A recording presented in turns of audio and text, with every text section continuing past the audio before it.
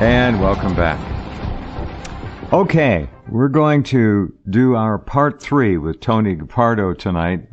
Tony has written a book that is one of those books that is must-reading if you want to live and survive in these incredibly difficult times. Science has been used against us almost every step of the way to make the greedy greedier and wealthier, and to make us less healthy and more impoverished in every way.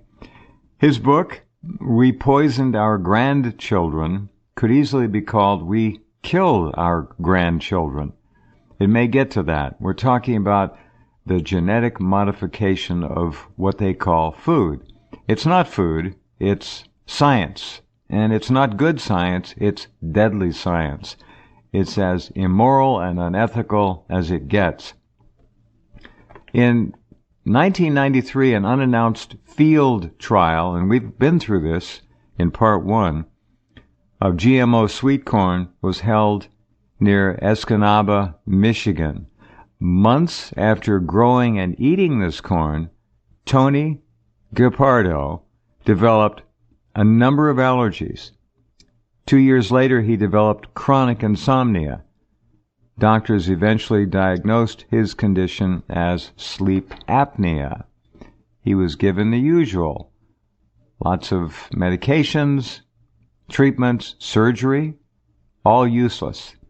His doctors said they just have done all they could. Sorry, Tony.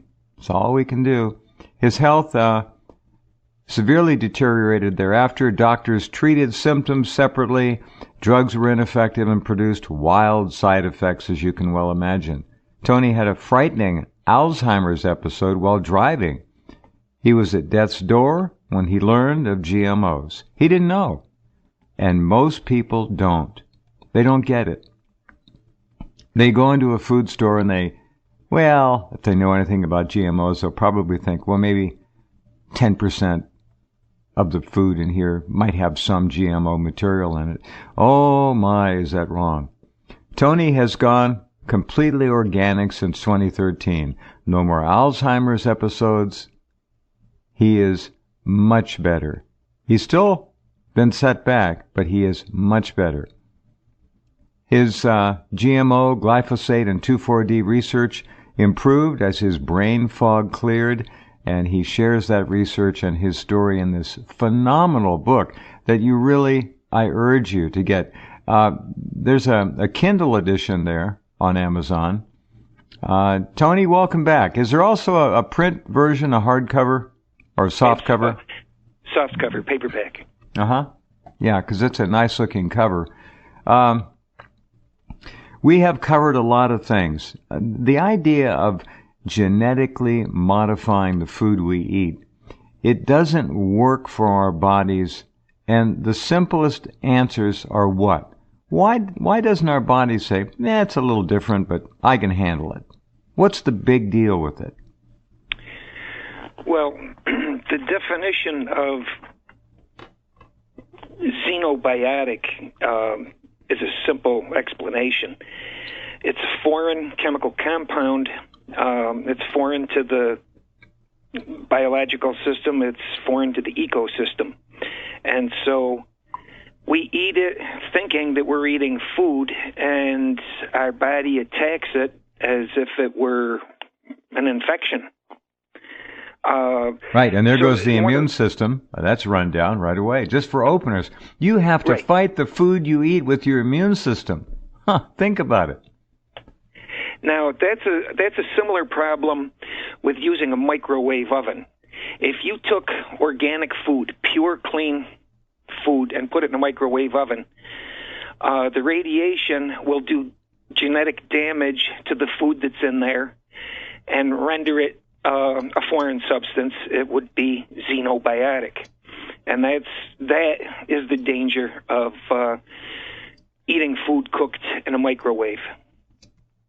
So the second problem with GMOs is not just the genetic damage that's done by the genetic engineer, but they're gene splicing poisons into the living food. So glyphosate was the most popular. Now they're adding 2,4-D, which is a weed killer from the 1940s. It's hard to believe. It just boggles my mind. Yeah, go ahead. Now, in the oh dear, I don't know. Chatter, I guess you'd call it. What people are talking about is Roundup and glyphosate. Right. They're talking about 2,4-D for Enlist Duo because it's a new gene spliced another one product to come onto the market. Nobody is talking about atrazine. Atrazine was a weed killer introduced in 1959. So they haven't gene spliced that into the food, or at least they're not saying so. But it's yet another poison that's been in our food system, like I say, since '59, and it's equivalent to some female hormone. I forget particularly which one, but now all of a sudden they're doing research on it because, of course, the patent. 20-year patent has long since gone off it, so they can go ahead and do research on it, and they're finding out that a male frog exposed to this turns into a female and is viable. So this is some kind of an estrogenic compound that's in there, in this atrazine. Yeah. That's the third weed killer that we suspect, has been gene spliced into edible commodities. Okay. Well, I don't know that the atrazine has been gene spliced. The only research I've uncovered is. Well, it's certainly been sprayed on things for the years that we know about. It's been sprayed on the food since 1959, and it was considered GRAS, G-R-A-S, generally regarded as safe. And so we've been eating this ever since '59, and now that people are suddenly skeptical of all these farm chemicals, they found out how horrendous that one is. So with the GMOs, you've got the genetic problem of how it was formed. Tony, let me phrase it this way from my perspective. You're the pro, but our bodies have been around for a long time. Half a million year, whatever. We know what's on this planet. We are genetically acclimatized and acquainted with things we eat. When we get something that is genetically foreign to our lexicon, our physiological knowledge of what's food and what's good for us, the body can't handle it. It doesn't know what to do with it, so it attacks it. Okay? That's the base, simple bottom line about genetically modifying food. Our bodies are not able to recognize, to consume, and to use it to maintain our health. It just doesn't work. That's just the beginning of it all. From there, it spirals into this horrific panoply, a matrix of disease and ill health and all kinds of physiological compromised problems that manifest themselves in so many ways that doctors don't have a clue to even begin to think about GMOs. They're so textbook bound in their diagnostic tools that they don't think GMO. It's just not taught. It's not taught. Nutrition isn't taught, for God's sakes. Anyway, go ahead. Right. Now, to try to do research to single out for diagnosis, I must say is probably not possible, because the problems that GMOs cause mimic diseases that we're already familiar with. So what I say in the book is I try to tell the reader to troubleshoot the way I have troubleshot. If the doctor can't help you, then that means the problem is GMO. And That's a great fallback, immediate fallback. There are only so many diagnostic symptoms out there to go around, right? And if the Right. doctor can't come up with a cause, great advice, Tony. Think food. Well, Right. think what they call food. It's GMO. Good. Right. So, well, that's what I did. I mean, as it turns out, me included, all of us have these incredible, hard-headed, blind ideas about food. And you can't waste food and just crazy Clean your ideas plate. about Clean your plate. All right. Remember Yeah. when you were a kid, Tony? Clean your plate. Yeah. So, anyway, and people are cheap about food.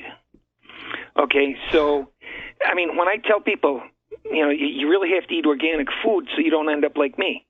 Well, organic food is too expensive. God, I'm so sick of hearing that, you know? So they would rather buy and eat poison Right. and save a few dollars Yep. instead of trying to be healthy. Now, And the whack government, 10 to 15 years off their life expectancy. well, it took me 16 years before I went from the pinnacle of health to on death's door, where I really couldn't take care of myself anymore. Now, I ate that corn knowing that it was a problem, to see how much of a problem it was, because knowing that it was a field trial, I mean, an unannounced field trial is what I recognized it to be. The public has not had that kind of exposure until the year 2009. So 16 years later is going to be the year 2025. By the year 2025, you're going to look around and everybody is going to have so many problems, health problems, that the doctors cannot help them with. One of the first things is high blood pressure. Because your immune system's going crazy, the GMOs cause inflammation. And so the first thing is high blood pressure. Now, with the BT that is gene spliced into corn and a few other products. Cotton, too. Yeah. The BT kills your gut fauna.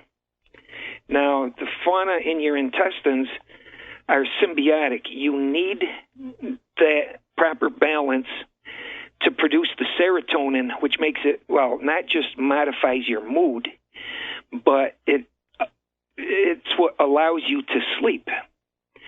Well, the corn I ate obviously was BT corn, and it killed off my gut fauna, and that's what caused the sleep apnea. Now, BT, excuse me, Tony, define BT for us real quick. Oh dear. It's a toxin. It's a bug killer, and I think it's an insecticide. They put it in cotton too. BT cotton in India, and over 250,000 farmers in India have committed suicide because their lives and cotton crops have been destroyed by BT cotton, genetically GMO BT cotton. And you know how most of those farmers in India, you never hear about this, it's true, killed themselves? They went out in the middle of their farms, sat down with a quart or whatever of this glyphosate-based Roundup that they're supposed to use, and they drank it. So they actually drank the Monsanto cocktail to die.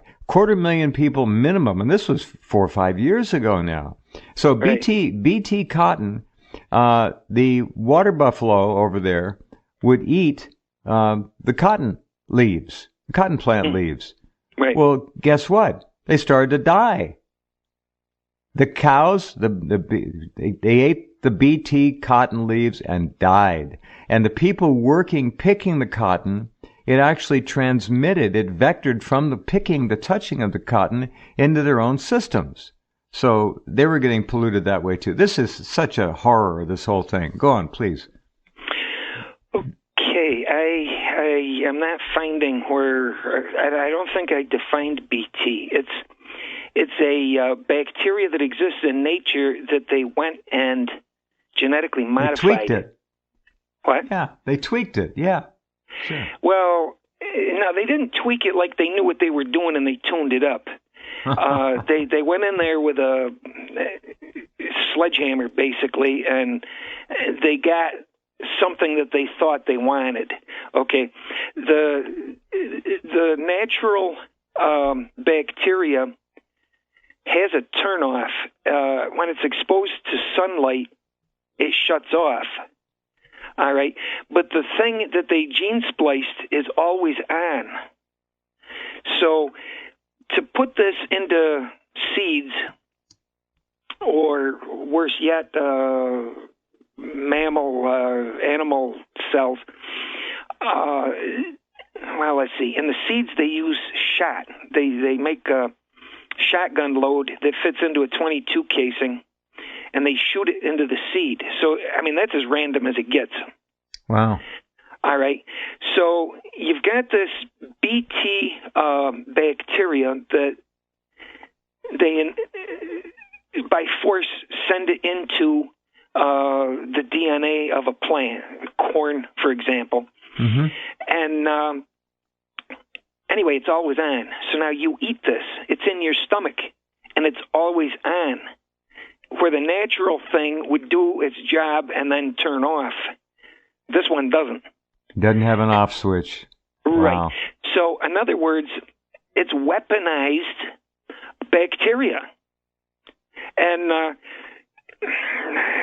when they load DNA, what they call cassettes, into animal cells, what they do is they use weaponized bacteria. There's agrobacteria and a few others that are popular in the industry. And they use that to infuse what they think is the preferred genetic additive to a particular plant for whatever trait that they're trying to induce.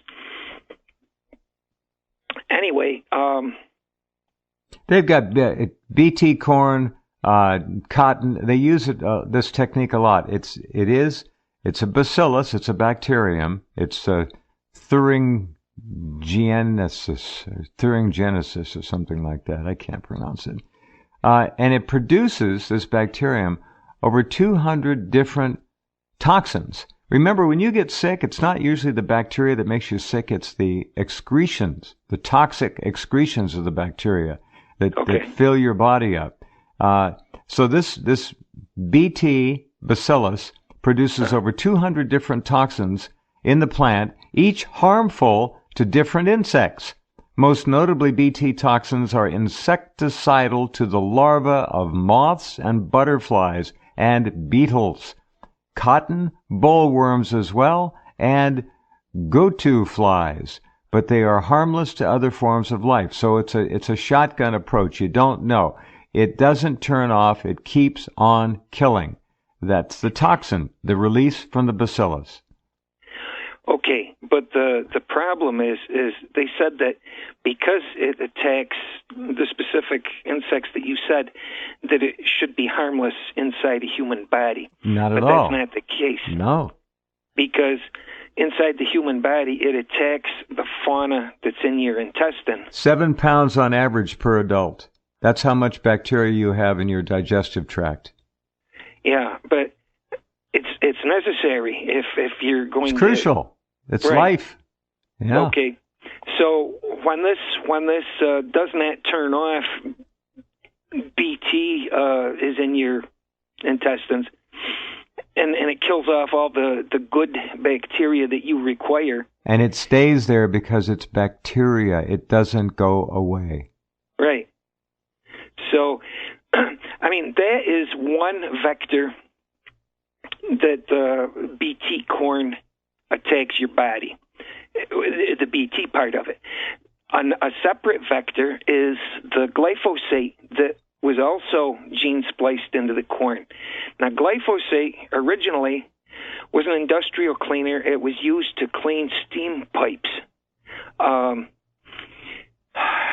steam pipes would corrode on the insides with they'd get rusty. Yeah, the rust and calcium and these sorts of things would be deposited inside the pipe. So, Tony, an important point for our listeners. Yeah, sure. Glyphosate, gene spliced. Glyphosate applied with Roundup. You're getting it two ways. Yeah, but I mean, it's the most direct way is when it's inside the food you eat. Of course. Yeah, having it sprayed on top of the food. I think last time or the time before I mentioned, they grow organic wheat, and then 3 days before harvest, they hose it down with glyphosate so that it'll dry fast and they can harvest it. Literally hose it down, and it is only 3 days from harvest, often into the food chain, and you're eating it. It's real simple. Tony, hold on just a minute. We have to pause on that note. We're going to spend time tonight and go to where a lot of you are going to be, I think, very intrigued, and that's the ultimate cause of the GMO, revolution. And wait till you hear what Tony has to say about that. It's all in his book, We Poisoned Our Grandchildren, and it's one of the most important reads of our time. Back in a minute. Okay, let's get right back to Tony and our conversation. A couple quick things to drop in here. I don't want us to go off into these areas, so I'm just scanning and doing a little research during the conversation. Kind of funny stuff. One story. Insect resistance to BT crops. Monsanto. This is from Monsanto itself. And they mentioned this Bacillus thuringiensis, BT, is a naturally occurring soil bacterium that we use in some of our corn and cottonseed products to provide protection from damaging insects. All of our BT crops continue to be highly effective tools for farmers. Okay, there's one. Now, I did another little search. How many people have died from GMO food? Doctors confirm first human death officially caused by GMOs. This is 3 years ago. In March of 2015, doctors have confirmed that consumption of genetically modified tomatoes killed a man. We did many different analyses, and all they confirmed was that the tomato was indeed a source of the alleged allergens that killed Mr. Ramos. This is a guy in Spain. So they're denying it. They're dancing around this. So officially, no one has died of GMOs, according to, if you read the full story. That's the party line, of course. In reality, probably tens, maybe hundreds of thousands of people have died. We don't know. We just don't know. Tony, go ahead, please. This is incredibly important information. Let me ask you a quickie. How many food items now contain GMOs? You go into a market, a supermarket, a traditional retail supermarket. What are you faced with there? How many of the products in there, what percentage approximately will have GMOs? If it does not say 100% organic on it, everything that does not say 100% organic probably has something in it. If you're trying to avoid GMOs altogether, you have to buy fresh produce that they say is organic. Now that's not 100% guarantee because people lie and there's other problems. Especially foreign-raised crops. I hate to say it, but 80% of our organic food does come from abroad. That's a very accurate number, according to people I've got respect for. Well, where does it come from? I mean, yeah, Mexico, Latin America. We don't know. Chile, probably this hemisphere, but nonetheless. Okay, anything that comes from China is probably as poisonous as if it was grown here. Probably intentionally so, yeah. Right. Let's see, Canada's pretty bad about making everything GMO too. So What about the GMO-free little green, contains no GMOs, or GMO certified free label? Is that good?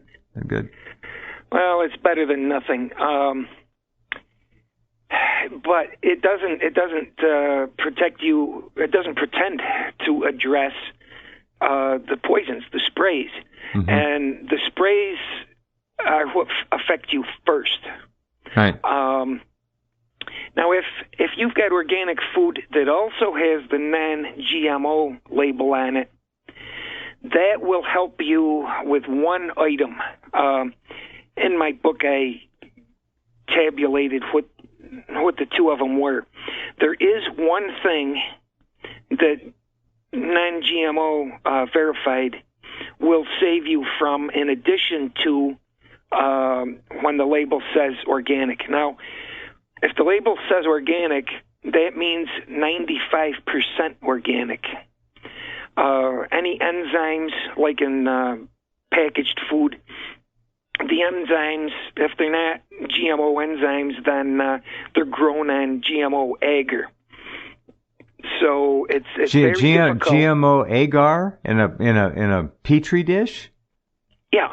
Wow. I mean, where do these enzymes come from? They grow them. Like I say, even if they're natural enzymes, which they're probably not, the agar that feeds them for to make industrial quantities is going to be GMO agar. So you have all of your food all of it is organic. It's only 95% organic. Right. The label has to say 100% organic in order for you to have confidence that the enzymes that are used are also organic. So certified organic isn't good enough. It has to say 100% organic. Is that what you're saying? Yes, but I mean, I don't see that very often. Yeah. Yeah, I have bought one product that was 100% organic. Yeah, there you go. Now, the problem with that was I had to order it on the computer from California, and organic does not address radiation. So, in my mind, I bought radioactive food. Boy, are you smart. But there's no way. Let me tell you, I've been on this Fukushima thing for 7 years, coming up on 3/11, March 11th. There is nowhere to hide, Tony. They found in the milk of dairy cattle in Vermont, within 10 days, they found radioactive iodine or cesium, one or the other, or both. And that was Vermont, all right? So there's nowhere to hide. Now, let me say one thing about... Oh, go ahead. If you follow the air currents, it's going to be the West Coast. By the time it gets to the Midwest, it kind of goes north of Michigan. Mm-hmm. So I have a friend that lives in the Midwest, and he's telling me that up in Canada, the bugs and the small creatures are dying off from radiation poisoning. You should see my site. I have a whole section on the death of insects. And when the insects go, and they're going, the birds go, and it's a terrible loss in the food chain link. It's not replaceable. We have no birds anymore around here to speak of. We have migratory birds moving through in the late fall and early spring. But during the summer, you can go outside, Tony. We don't hear any birds anymore. It's quiet. Yeah. And we got geese and ducks, but I used to have dozens of songbirds and migratory birds, orioles, beautiful birds. No more, because there's no food for them to eat. Yeah. Well, to garden, to buy organic seeds, heirloom seeds. Organic seeds or organic starts, either one, just so you get organic. Yeah. Most of the organic vendors are out on the West Coast, and so to avoid the radioactive damage being done to those seeds, I did find a vendor in Pennsylvania that has at least some organic seeds. Mm-hmm. So That would be the preferred vendor because even though it's exposed to radiation, Understood. it's exposed to less of it. Unless he's within 50 miles of a nuclear power plant, then he's screwed anyway. Right. Well, yeah, there's that. There's 3 Mile Island type of thing. 104 reactors in this country, 103, and they all release 24/7 from the plants that they're located in, radioactive particulates and gas. Yeah. You live within a 50-mile radius of a plant, and you're asking for trouble. Right. So it's you're right. There's no place to hide. But anyway. Let me get us back to where we were. We're talking about the way to prevent damage in your body and to prevent like BT corn or BT soybean, whatever, from killing off the digestive bacteria upon you, which you absolutely rely to maintain relative wellness as a species member. You don't have that, you're in trouble. And to repopulate is great, but if you keep eating the BT stuff, you wipe it out. It's a deadly circle. So you're talking to Tony here and myself, and I've said this forever, only organic. And if you can find 100% organic, all the better, but you're going to have to do with what you got. Something is better than nothing. So go organic, please. It tastes better. Get your own garden. Get a greenhouse. We don't want it to be rained on outside if you can help it. They sell really neat little greenhouses now in Longs and stores like that. You know, they're 10 by 10. You can put them up and raise things in beds, and you can protect it from the rain that way. If you have a well, you want to use well water. That's usually the safest way. Not groundwater, not rainwater. That's suspicious too. Okay. We've got in a supermarket probably 75 to 80%, excluding GMO foods in the supermarket. It's got to be 80+% have GMO elements in them, right? I tell you what, I shop to get enough various food to make a diet out of organic, and I have trouble doing that. So, I mean, from my perspective, pretty much everything is GMO. Now, in the produce section, you've got at least some kind of an idea of what you see is what you get. But if it's manufactured, if it's in a box or a bag or a can, read the label, and what you're going to find is even if it's organic, it's tainted. Now, soy, the fact that there's organic soy means nothing. Thank you. Soy is toxic no matter what. Thank you. You're familiar with that? Absolutely. There's a book out there or an article called Soy It Isn't So. In other words, the author had done the research and established exactly what you just said. None of it is tolerable. Right. And the reason that I found in the little bit that I looked at soy, sudden death syndrome of soy, because they have used the weed killer where they grow soy for so many years. They've killed the soil, and they've killed off the good bacteria in the soil, and so the treacherous, dangerous bacteria have thrived. And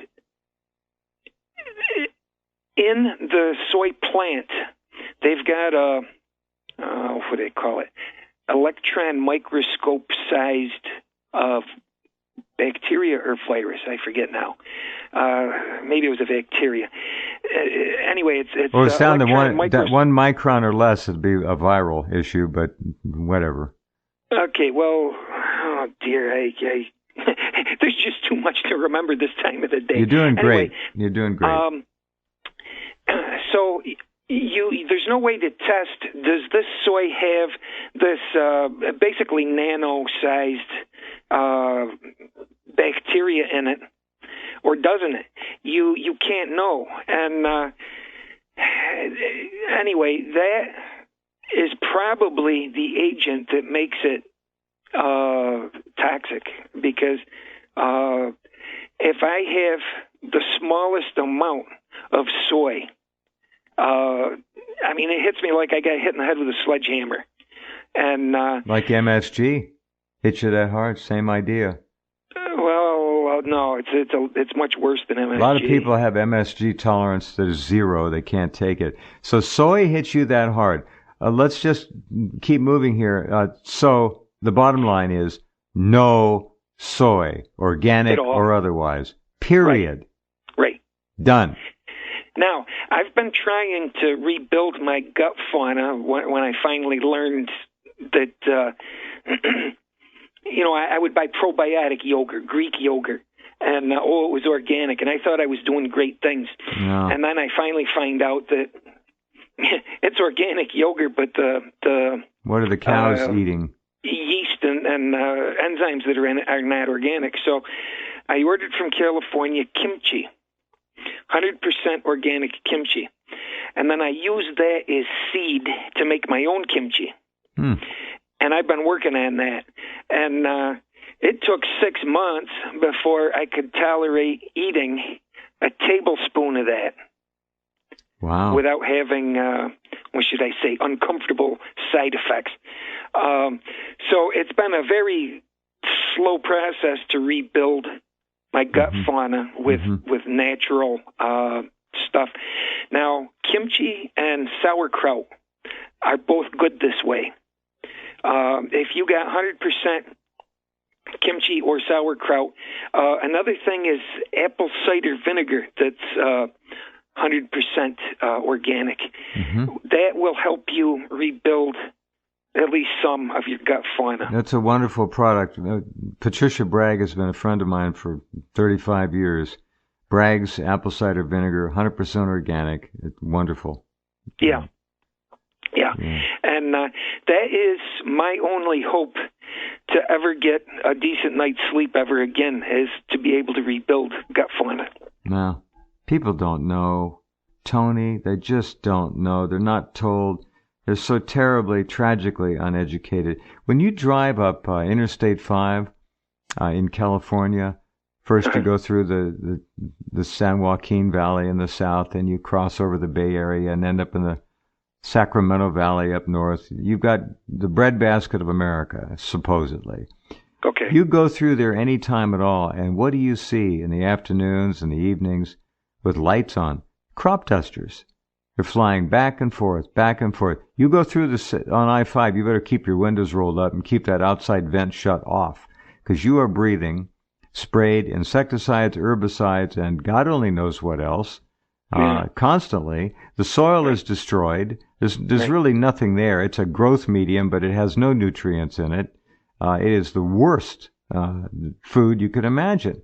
You've got to grow your own if you've got the time, and if you don't have the time, you've got to buy organic. And I hope that kind of rounds it up. Now, what I'd like to do, we're going to spend the next hour with Tony, because we want to get into, Tony, what the agenda is. Why GMOs? Why Monsanto? Why are these companies being protected? How did the USDA go into business with some of these, one of these GMO Syngentis, I can't remember the name of it, companies, to actually own some GMO products and profit from it? The government is in league with private enterprise to make money off of us, the USDA. So it's crazy. Okay, I would suggest maybe you've got that backwards. Tell me. The government has induced vendor companies. There you go. We talked about that before. What's the term you used? Preferred vendors. Preferred vendors. Okay. They have induced selected companies that they consider to be a preferred vendor to do what it is they want done. So, where I see this advertising, Monsanto, that Monsanto is the bad guy. Well, yeah, they're the bad guy, but guess what? It wasn't their idea, and it wasn't their invention. They were induced to this, so it was a pull rather than a push. All right? Got it.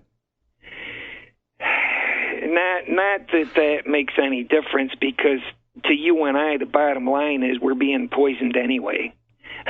So it doesn't matter who's doing it, really. Right. The insidious thing is we pay our money in the store to buy poison, and then we eat it. All right? So the government doesn't have to go house to house shooting the people. The people go to the store and buy the poison and poison themselves. You are not exaggerating in any way, shape, or form. None. No. And it's a slow thing. Like I say, it took me 16 years before I was on the brink of death. So, I mean, my idea of poison is an acute poison, like, say, rat poison. Rat eats poison, a day or two or three later is dead. I ate that poisoned corn, and it didn't seem to faze me. So I thought, gee, I'm wrong. It must be it's good. And but that didn't make sense, but it didn't affect me. Well, then the following spring here, I've got all these allergy problems, and from there, other things cascaded. High blood pressure, lack of sleep, sinus and respiratory problems, real lung problems. And it just continued until when I was getting 1 hour of sleep in a 24-hour period. You're getting real close to being dead by then. And now I have read that they talk about suicidal. Now, when I was in that position, I felt that being dead would be a relief from pain, all right? It did not make me want to seek that relief, but, the thought was there that, being alive and feeling like this is a pretty bad idea. So it is insidious. If you want to kill somebody, shoot them in the head with a bullet and be done with it. And taking over a decade to kill somebody slow, that is a dimension of evil that it just isn't right. It's not measurable by any human scale that I know. And That's right. We're going to take a break here in just a couple minutes. If you do any research on this, first read Tony's book. But rats that are fed GMO corn, BT corn, grow invariably these horrifying tumors, and they die young. I forget what the statistics were, but I think there was a 57% mortality rate among rats who gave birth to litters. The rest of them that survived were weak, sickly, didn't live nearly as long. And this is just from feeding them one item, one GMO type of product. Right. If you can call it a product. It's that bad. Genetically modified corn is rat poison. All right? That's the results of a study linking GMO feed with cancerous tumor growths in rats. Right. It's all there. You can find it. It's online. Welcome to Tumorville. It's crazy. Roundup ready crops are engineered to be resistant to Monsanto's Roundup herbicide. Well, the active ingredient in the herbicide is glyphosate, as we've been talking about, which the World Health Organization finally deemed probably carcinogenic in humans. Yeah. Gosh. All right. When we come back with Tony, we're going to get into the government, preferred vendors. The government is seeding, pun intended, key companies, the chosen, with this technology to deploy against us. This is a slow burn genocide through what we used to call food.